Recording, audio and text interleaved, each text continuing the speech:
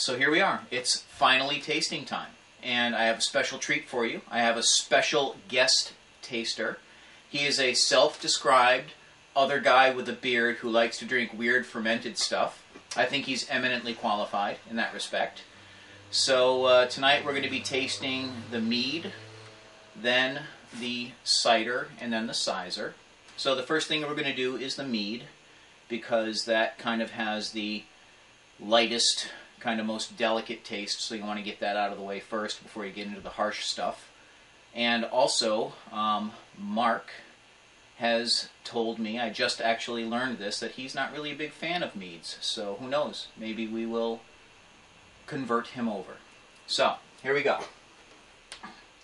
Here's the mead. Thank you. I will be quiet and let you give me your impressions. So, what are your thoughts? Bees make this? No, well, as I've said, I'm not a mead fan. So my comments are completely, probably largely uninformed, because I don't know the standard to which meads are made. What I do find about this mead is it's not as much tasting like, you know, you wrung the juice out of a bee's butt than other meads that I've had. But more seriously, it's really sweet, which is what a mead's supposed to be. It's not as musky as some that I've had. In fact, I find it a lot more pleasant than a lot of the mead that I've had. It's light, it's delicate. It has a little bit of that, a pretty strong alcoholic feeling on the back of the throat there. Definitely one of the goals. Yeah, yeah. So if you're feeding this to a wench on a beautiful May morning, in a flagon. Yeah, you'll be having her by noon. So speaking for myself, I know nothing about mead. This is possibly the first, maybe second mead I've ever had in my life, so I have nothing to compare it by. And with that in mind, I was going for a drier mead. It wasn't my goal to have a mead that would have a super sweet, cloyingly taste and finish to it, and I think I hit it. I would agree with that. It's definitely got a nice dry finish. It's kind of a dusky finish, I might call it, and I'm thinking that this is something that's going to need to age. I only just bottled it maybe 3 weeks ago, so in my opinion, so far so good, and hopefully over the next several months it will mellow out a little. Maybe some of that harshness will go away, and it won't taste quite as much like a bee's butt, I believe. Wrung out of a bee's butt. A bee's butt. Yeah, yeah. So there's the mead. Cheers. Next, we're going to try the cider. This is a straight cider. It's basically apples. I threw in a little bit of honey to kind of give it maybe just a little extra alcohol kick, more for its protection than other reasons. You get a little bit more alcohol into a still cider, and it ages better, it stores better.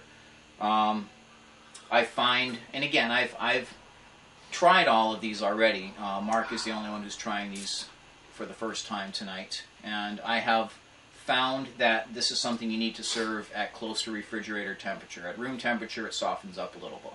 So, Mark. Okay, well, this is really good. This doesn't have any of that. As my wife characterized most of my ciders, harsh with a yeasty finish. So this has none of that upfront harshness and very little, if any, of that, you know, sort of prominent yeasty back taste that a lot of ciders seem to have when you first start out. To my taste, this has really got a nice residual sweetness, a hint of apple and twig. Not too dry on the finish, but just enough to make you want more. So I just realized that off the cuff I sound like a complete wine tool, but that's really true. It's really what I'm tasting.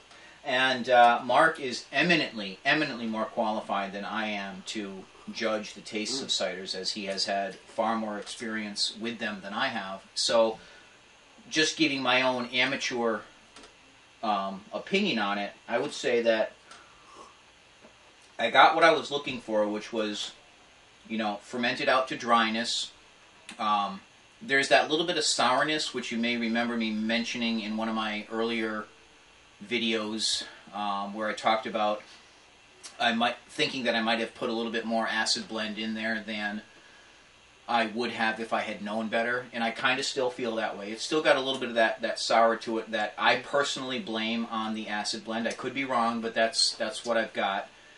And I think that when I make cider again this year, which is actually coming up in a couple of weeks, I think what I will do is I will not put any acid blend in it until the spring when it's largely fermented out and I can get a better sense for its taste profile, so that hopefully I won't make what I consider to be a minor mistake again. So there's the cider. I think it's quite serviceable. I wouldn't call anything about this a mistake, just to buck you up a little bit there. I agree serving it cold is to its benefit. Mm-hmm. I find that with a lot of ciders too. So this is very good. No complaints. There's the cider. Last, and in my opinion, certainly not least, we have this year's Cider. So the Cider is exactly the same apple blend as the cider, except that a couple things different. Instead of fermenting it with a White Labs cider yeast, I fermented it with a White Labs London Ale yeast.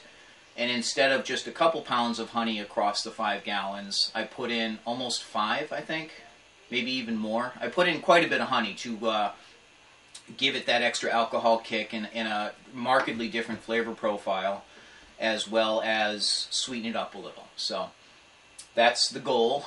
And